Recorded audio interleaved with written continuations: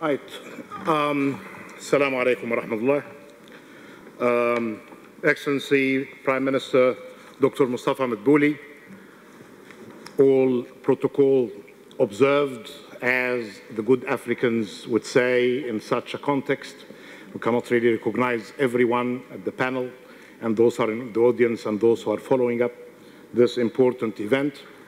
I'll be sharing, building on what Dr. Carney just spoke about, three issues of concern and implementation when it comes to finance. The facts, the proposals, and how Dr. Carney and fellow villagers from Egypt got us busy during the last 5 months in trying to answer two questions. Where are the pipeline of projects? This was one of the items of what I call Dr. Carney's list. And the other question, not coming from a global leader and very well-known economist, but from fellow villagers from the Egyptian Delta, what's in it for us having such a big event in Sharm el-Sheikh? 5 months ago, they shared this question, and we had to provide an adequate answer to them because they have to be respected in their views. So, facts of the matter, that we have a gap in finance. The gap is widening. The recent report that was commissioned by the president of the COP, Minister Shukri, and the president of the former COP26, Minister Sharma, that was launched softly yesterday and is going to be shared today, the report by Nextern and Vera Songwe. You say that total annual investment needs for emerging markets and developing countries around $1 trillion after lots of modification, assuming that the advanced economies can take care of themselves and China can take care of itself as well. So we have $1 trillion remaining until 2025. And then after that, until 2030, we need to mobilize more, around $2.4 trillion.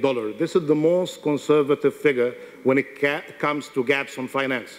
Then someone comes and asks about the $100 billion. This is very important, very critical to support low-income countries and developing economies. But again, this will not really be sufficient to deal with the gap unless it is enhanced, leveraged, assuming that it is flowing decently on an annual basis, which has never been the case.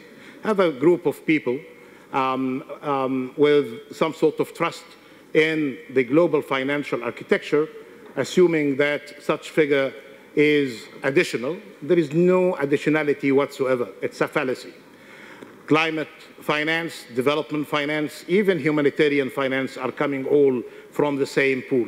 There is no additionality. So it's better to get climate, development, humanitarian finance, folks all in one room to see this additionality question to be realized.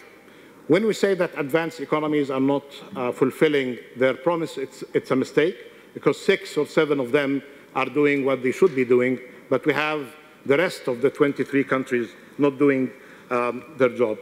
Anyways, where is the finances coming from so far? It's coming really from the ministries of finance, the budget of the state, as Minister Mait knows, and the Honorable Minister of Finance from Nigeria. The heavy lifting from for public finance is coming from the budgets of the state. A typical developing economy would rely on the budget by around 80% directly through domestic resource mobilization or by external debt. So as Mr. Carney just mentioned, we need to leverage the private sector and to have adequate mobilization of finance. So far, we are heavily dependent on debt instruments. More than 60% of external finance are in debt forms. This needs to change by more grants, more support, more leveraging to the private sector, and long-term finance based perhaps on IDA terms, which is the most efficient and most active pool of funding in existence, and I'm happy that the RST of the IMF, for the first time, it's serving low-income and middle-income countries at the same time with similar concessional elements. Now, getting into the answers to the big questions, and beyond the 100 billion, we need really to consider how can we deal with the debt levels. We need to have serious debt reduction mechanisms. Through the journey during the last few months with the 5 regional economic commissions of the UN, we managed to have good ideas, including debt reduction mechanisms and swaps. You reduce your debt, get proceeds, investment in climate or nature, and this is getting traction based on projects like Seychelles or Belize, or KPI linked to NDCs as it happened in Barbados. There is a greater role expected from the MDBs and the international finance institutions to support such work and to get it to scale. Then this gets me into my 4th point, which is about the private sector expectations and what is expected from the private sector. And I'm very happy to see a chapter of GFANZ established for Africa, with serious consideration of being practical and supporting a pipeline of projects. And during the course of the last few months, we managed to have a decent pipeline of projects. Innovative finance solutions. Yesterday, we're super pleased to see the launching of carbon credit market for Africa based on international standards. The room there was there to celebrate this development with the support of 4 presidents from Africa and great partnerships from the private sector and the IFIs.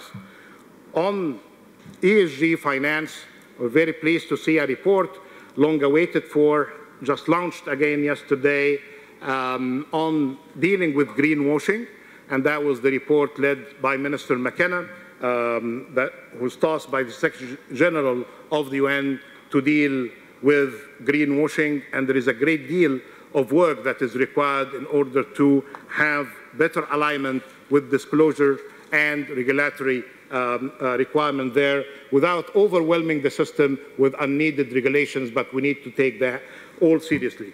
Now and finally, on how 2 questions were raised, got serious answer. So in Mark Carney's list, we have the money, where are the projects? So we went into a tour around the world, from Africa to Latin America to Asia to the Middle Eastern countries and Arab countries, and then to the emerging markets in Europe. We managed to have proposals, more than 400 proposals coming from 80 countries. We have a compendium of 50 projects that are going to be shared, covering the different aspects of finance on adaptation, in mitigation, and public-private partnerships. 62% are in mitigation, 22% in adaptation, 16% in dual impact. These require the attention of the finance community and, of course, the MDBs, and we're going to be sharing the details on that. But the lack of attention to adaptation made me to emphasize the importance of the Sharm el-Sheikh adaptation agenda that was launched yesterday by the Minister of Foreign Affairs, that would require serious funding and additional support, especially in food system infrastructure. And I think the platform's work, including the one from Egypt on the nexus on food, water, and energy, is going to be very helpful, especially that is getting a serious mix of funding. Now, the very final question. Yes, it's natural to respond to a leader in finance like Mark Carney and his colleagues, UNEP and PRI and others, had raised the same questions about pipelines. Then what's in it for us, from the villages of Kafr Shukr and Benha? How can we deal with their tough questions? When I was appointed as a champion, they congratulated me. Congratulations, this is an additional title to your many other titles, but what's in it for us? I tried to say 1.5 degrees need to be kept alive. The Paris Agreement, we need to be abiding by the rules. We need to save the world through this summit. They say, well, but we have other problems of concern. So this is the beauty of this summit in Sharm el-Sheikh. that we are addressing climate action within a holistic approach. We are addressing climate action to deal with the food crisis and the energy crisis at the same time. And through a process under the auspices of the President of Egypt, President Abdel Fattah al-Sisi, and great leadership from the Prime Minister, we went into a process to select the best projects based on green and smart filters.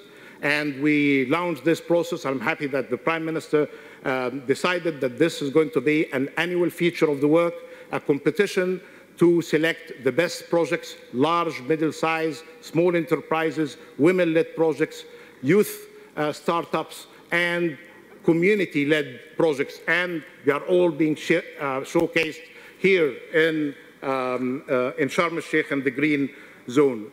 No question that is serious with genuine inquiries about the merits of such big summits should be left unanswered for the credibility and building the trust. And here we built another pipeline that is worthy of finance. So this is another way of answering serious questions. From the global perspective to the local perspective, we can build the credibility of finance and build the credibility of this very serious work that we are witnessing in the implementation COP that would have only one answer going forward. When you are asked what is the most important matter of relevance to an implementation COP, you have only three answers: finance, finance, and finance. And here we need really to mobilize all sources of finance in order to support the project from a holistic perspective, dealing with the climate action requirements within the Sustainable Development Framework. Thank you so much.